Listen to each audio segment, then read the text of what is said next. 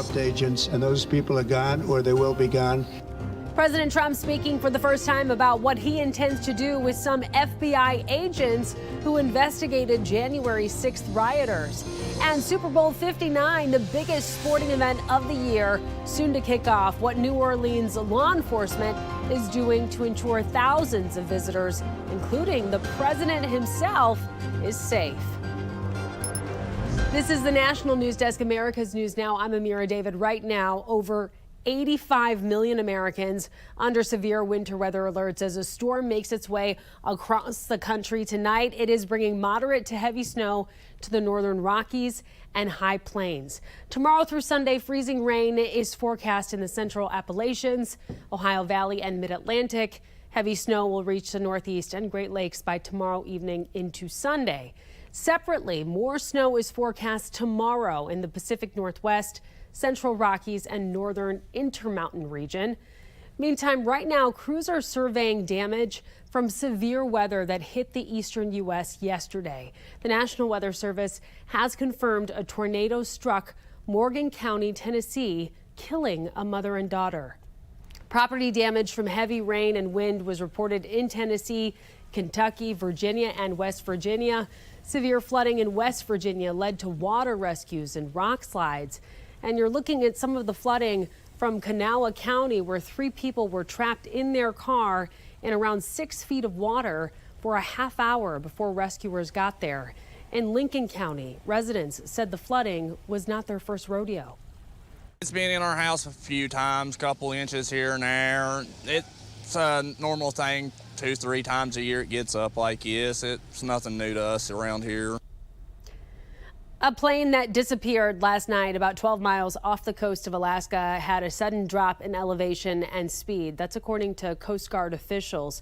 An intense search continues for the Cessna aircraft that was carrying 10 people operated by Bering Air. The Coast Guard, Air Force, and FBI are helping local first responders with that search.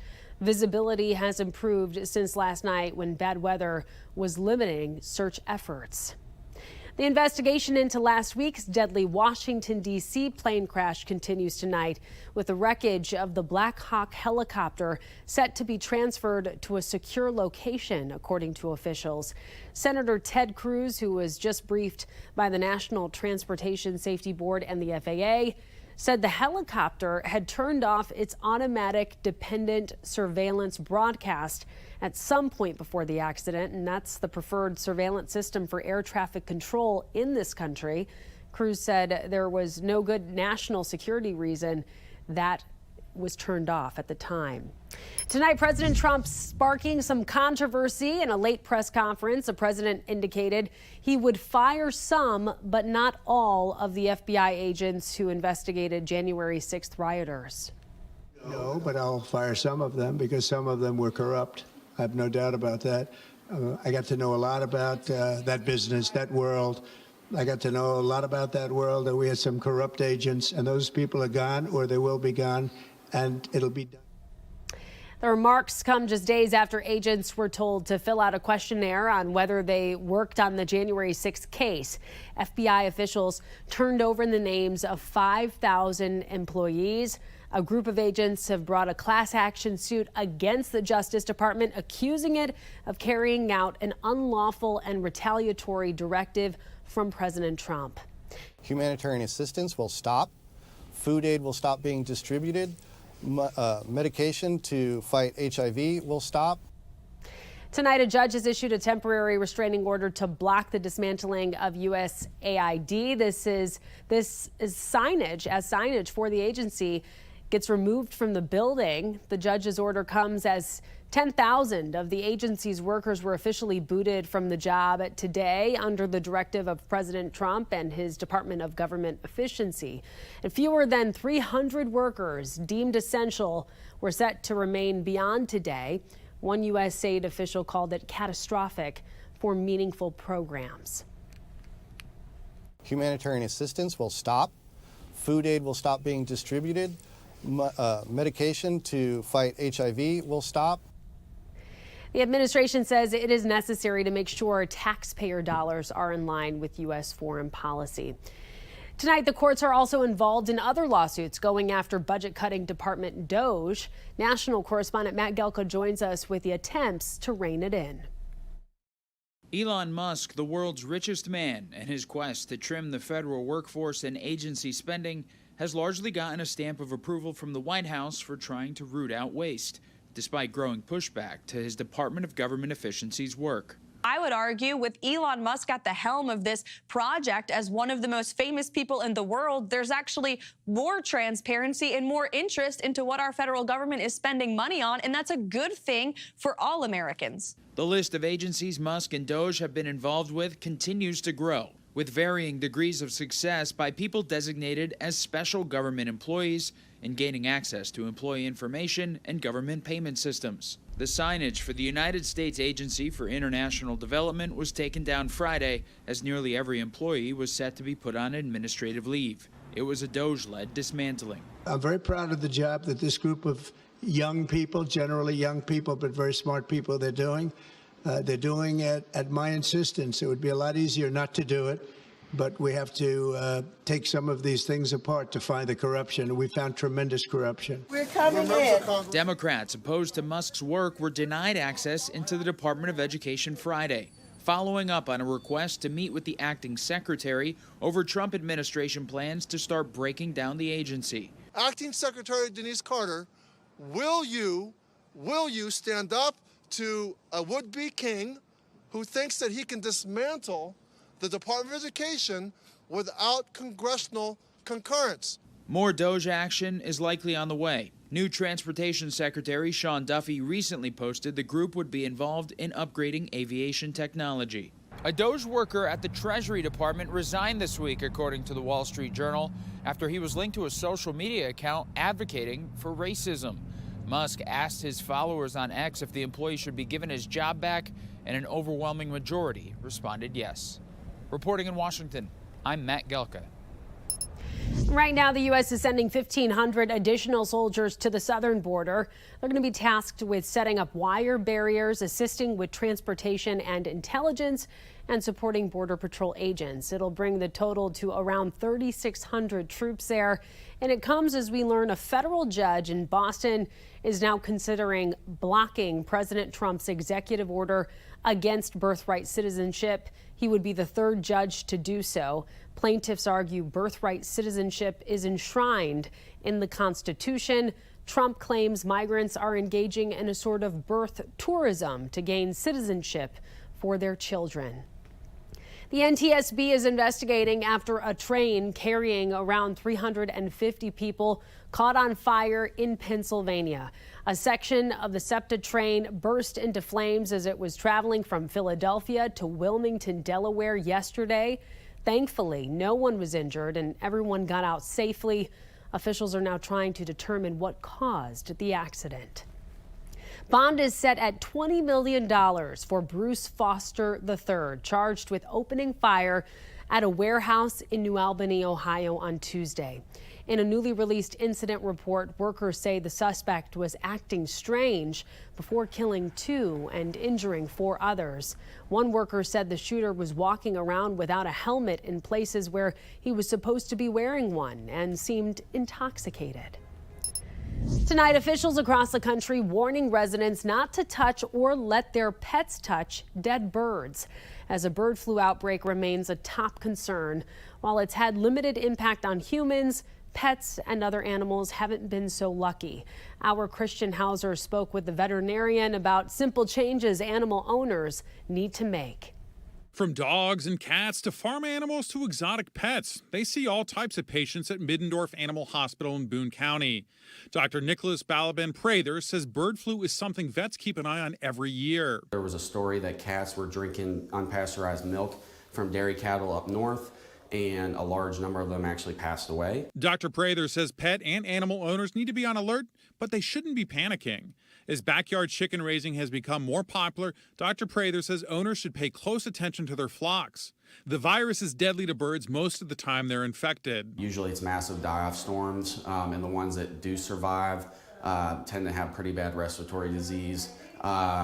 survival's not usually something that we see. Prather says cat owners in particular need to protect their animals because the virus has proven deadly for felines. He says the safest cat is an indoor cat. The idea of a cat being exposed to all the geese that we have here, respiratory tracts, trying to hunt them, or even if one is deceased and then consuming the carcass, that would be a risk for contracting HPAI. Whether it's a cat or any other animal, large or small, Dr. Prather says the best thing to do if an animal or pet is sick is to isolate them as quickly as possible.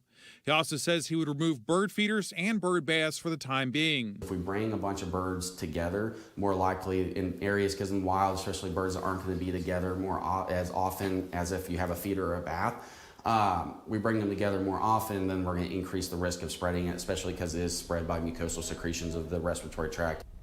Coming up, the latest on the state of the U.S. economy as we get new information about jobs and the unemployment rate. Then security prep being done in New Orleans just ahead of the big game, why authorities say they're confident visitors will be safe. And the groundbreaking new research exposing a sharp rise in childhood illness. The action scientists are calling for to put the trend in reverse.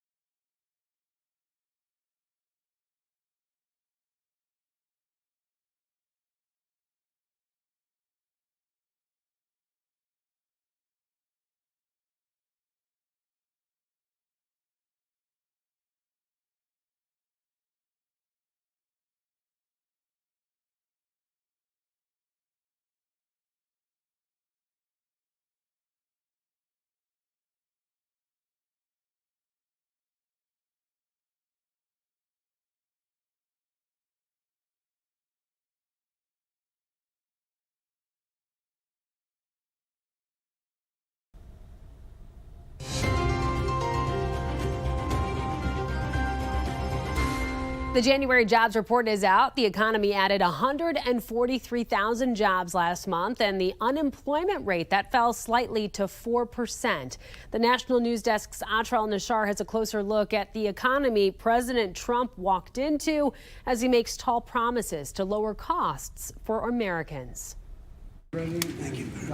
Perhaps the only thing former President Biden and President Trump have in common is ownership of the January jobs report. 1 month that saw 2 presidents and slower than expected job growth. Average hourly wages grew 4.1% over the past 12 months. That's faster than the rate of inflation. You kind of expect a period of time after inflation starts to come down that wage increases are higher than inflation to kind of bring things back to where they were. Cornell's Erica Grosjean, former commissioner of the Bureau of Labor Statistics, taking notice of an uptick in cuts to temporary jobs. As companies pull back on their temp hiring or release their temporary help workers, then that can often be predictive of longer-term job losses. As for what everyday Americans think is in store for the economy, new data from Gallup shows the country is split between those who think unemployment will increase or decrease. But levels of optimism about economic growth are the highest Gallup has recorded in 7 years. The election proved more voters trusted Donald Trump than Kamala Harris to handle the economy. But will he live up to their expectations? I don't have a timeline,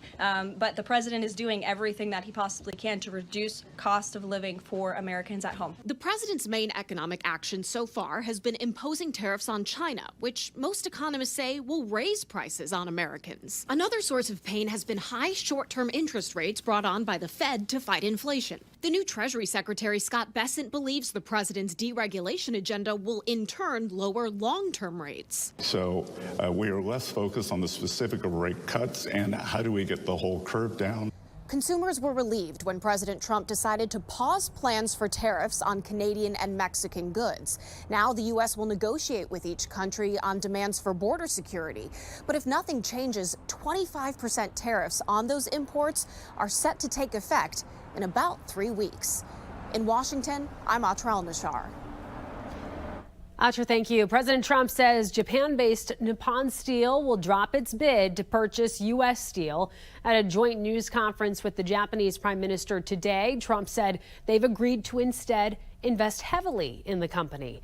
Trump said there would be a meeting with the head of Nippon Steel next week to iron out the details. Trump also said he'll announce reciprocal tariffs on several countries next week, which could mark the biggest change in U.S. trade policy since the 1940s. I'll be announcing that next week, reciprocal trade, so that we're treated evenly with other countries. We don't want any more or any less. So I'll be announcing that next week. This evening, President Trump is having Senate Republicans and their spouses over for a private dinner at his Mar-a-Lago residence in Palm Beach, Florida, paid for by the Republican National Committee. The senators will also attend the National Republican Senatorial Committee's annual winter meeting happening this weekend in the same area. A record number of people are expected to attend.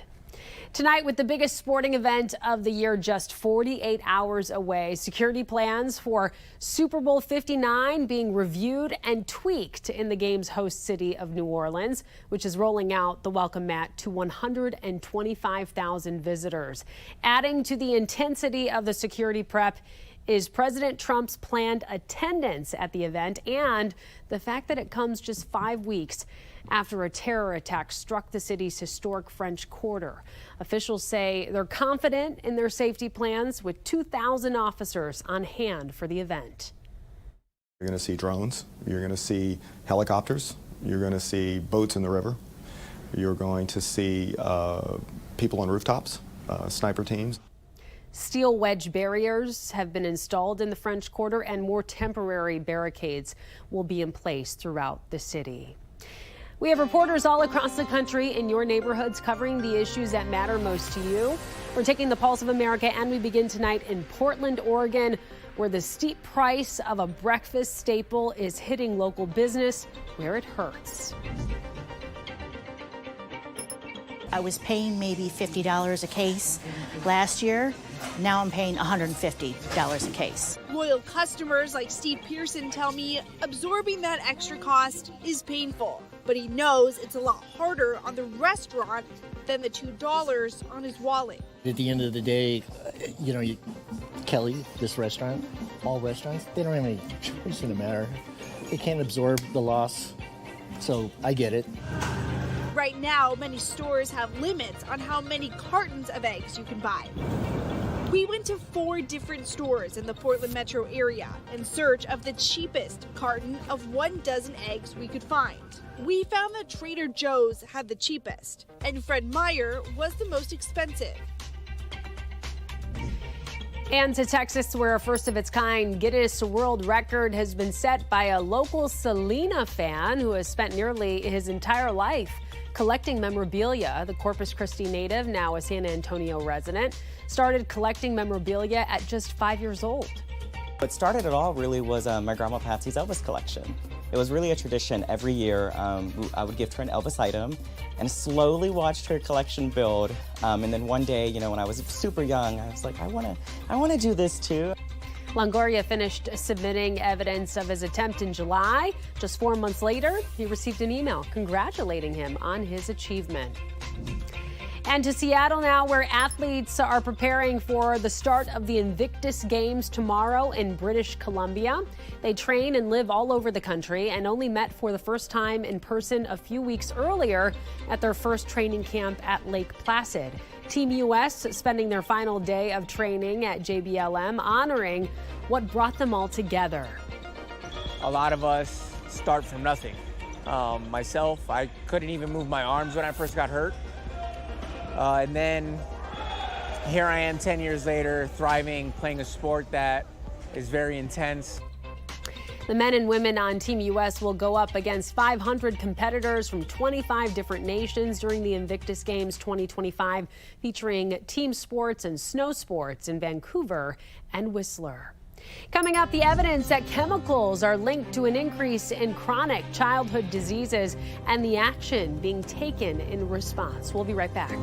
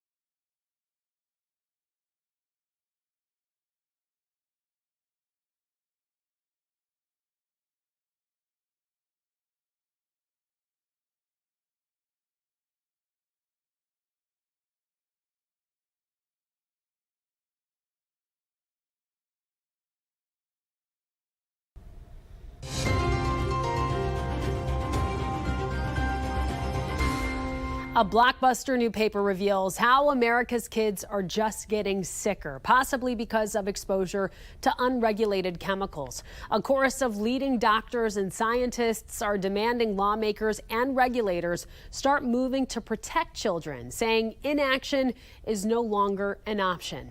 Spotlight's Lisa Fletcher reports.